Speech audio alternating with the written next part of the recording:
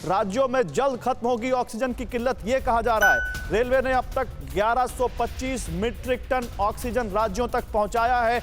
जल्दी और 422 metric ton oxygen की सप्लाई रेलवे करेगी। रेलवे तो दावा कर रही है, लेकिन राज्य जो कह रहे हैं वो और रेलवे के दावे में थोड़ा सा अभी अंतर दिख रहा है, क्योंकि आज भी मनीष सिसोदिया ने कहा कि हमें 900 टन से ज्यादा ऑक्सीजन चाहिए और 400 टन से कुछ ज्यादा ऑक्सीजन हमें मिल रही है। रेलवे का मिशन ऑक्सीजन, आइए जल्दी से देखिए। अब तक 1125 मीट्रिक टन ऑक्सीजन राज्यों में रेलवे ने पहुंचाई है। देश में ऑक्सीजन एक्सप्रेस चलाई जा रही है।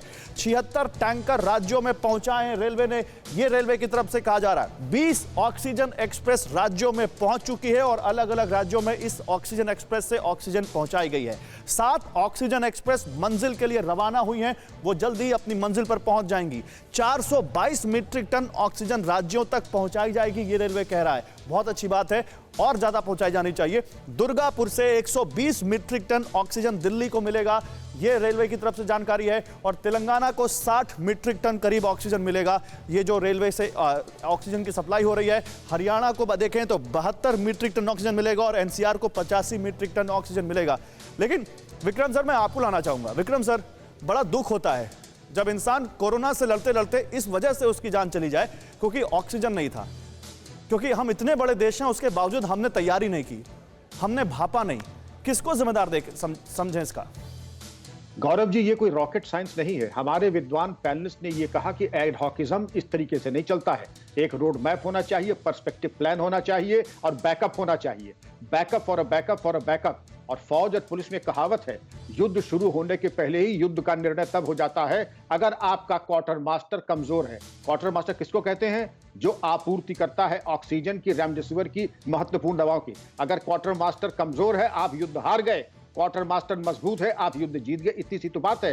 क्या हमको ये तैयारी इलेक्शन की, तुमने बहुत तैयारी की, हमने कुंभ की बड़ी अच्छी तैयारी की, लेकिन इसकी तैयारी अगर उसका 1% कर लेते, खैर अब किसी के ऊपर दोषारोपण करने से फायदा नहीं। अब चलिए देर से आए, लेकिन कम से कम अब तो हम वो देर से आए, लेकिन क्या दुरुस्त आए? सर, सवाल तो यही है। मनीष, देखिए, सुप्रीम कोर्ट ने भी कहा है कि आधी रात तक या 4 मई की आधी रात तक आप ऑक्सीजन की किल्लत दूर कीजिए।